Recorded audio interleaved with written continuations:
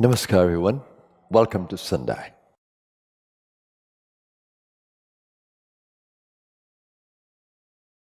Do you know how important your mind is? If you're not able to think clearly, rationally, how would you be? If you're not able to focus attentively, if you were not able to envision, to plan, to execute, how would you be? I want to ask you a question. How efficiently do you use those tools?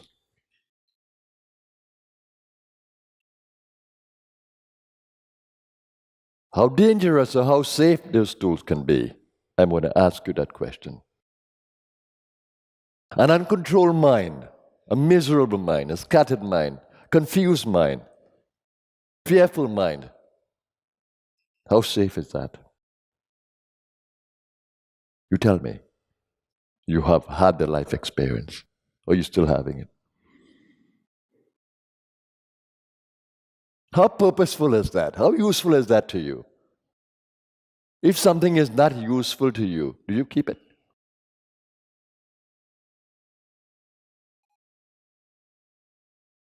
If something is not useful to you, and if something is harmful to you, do you engage with it?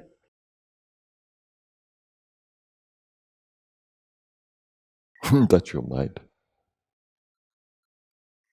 A fearful, scattered, miserable, unfocused, indecisive mind. It's danger. It's a red sign.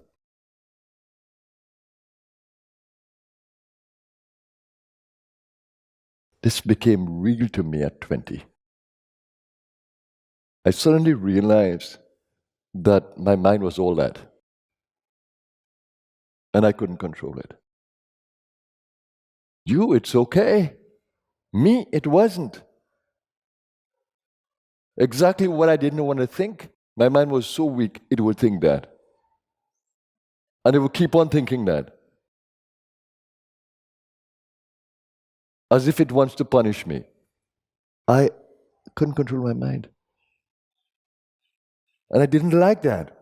I didn't want that.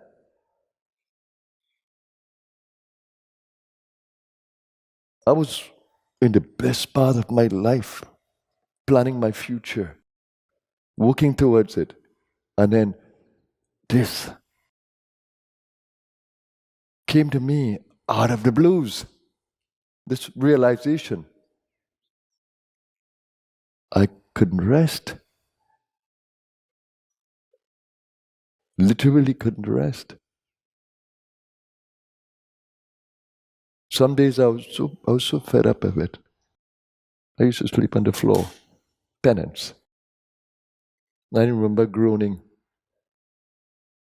Because sleeping on a wooden floor is not easy.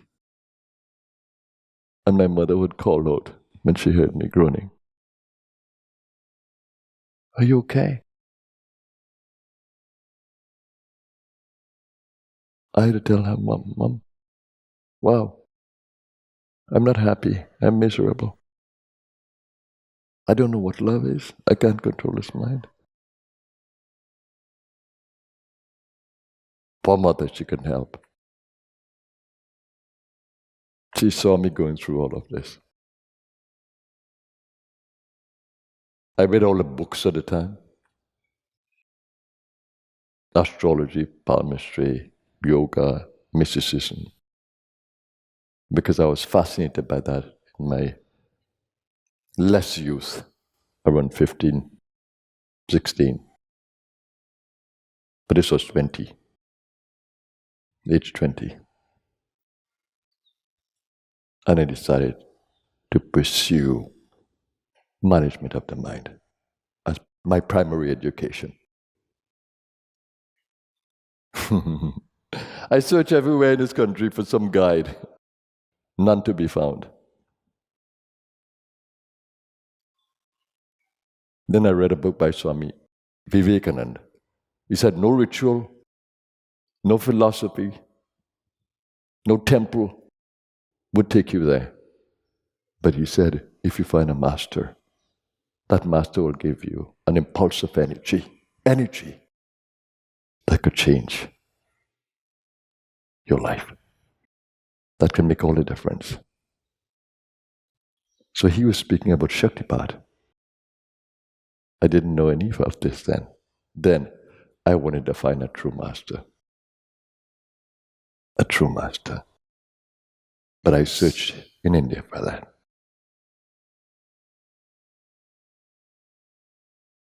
Thank God, thank grace, I found.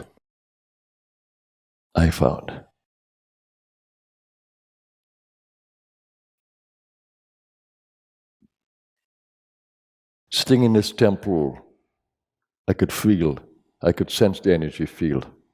So I had the ability to sense energy.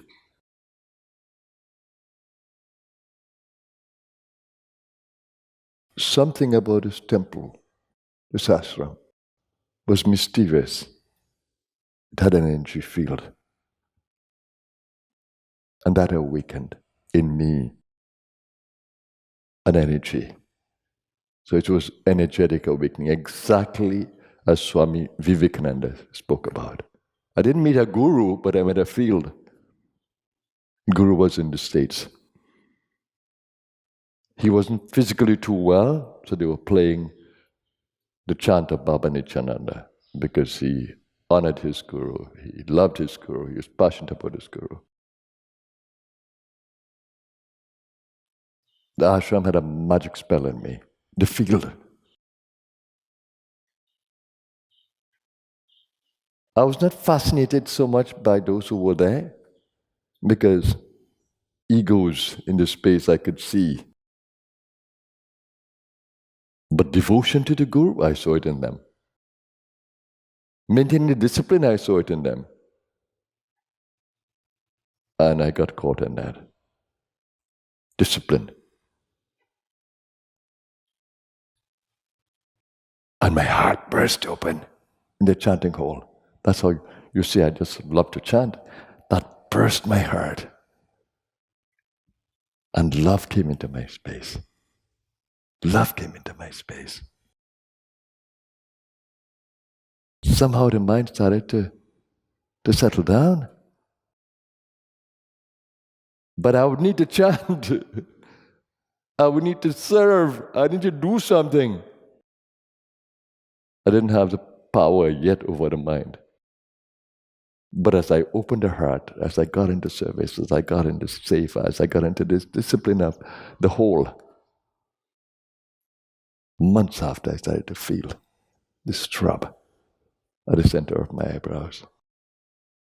So I came back to Trinidad after 4 months with that. And here it developed even further. I started to get control over the mind. So mind control is so extremely important. And the field and the masters are so important for the restless mind.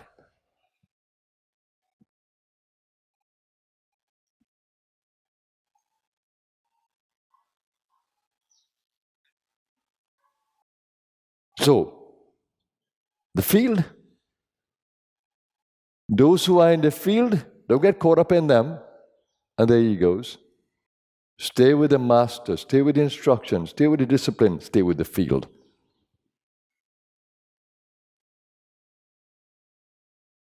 And more than anything else, self-discipline.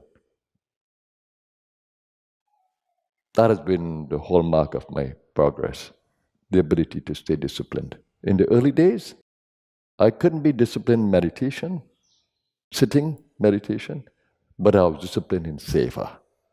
I love to help, I love to serve, and I love to serve with love. I became happy.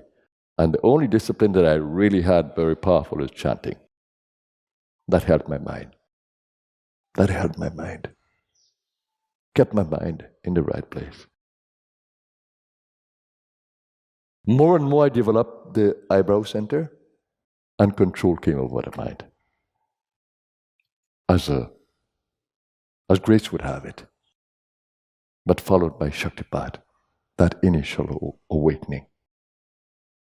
The Kundalini energy became my guru. I didn't meet the physical guru until 2 years after. Then when I met him, it was a whole different ball game.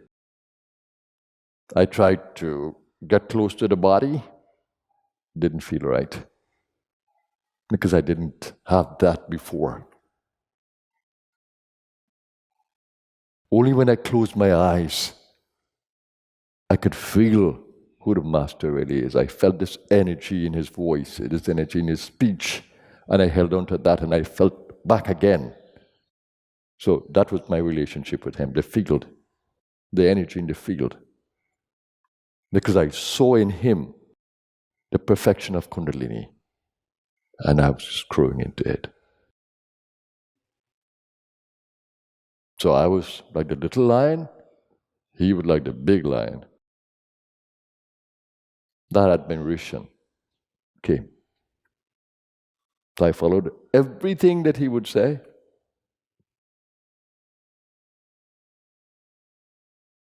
During that trip to India, I spent 2 months there with him, and that was an amazing 2 months.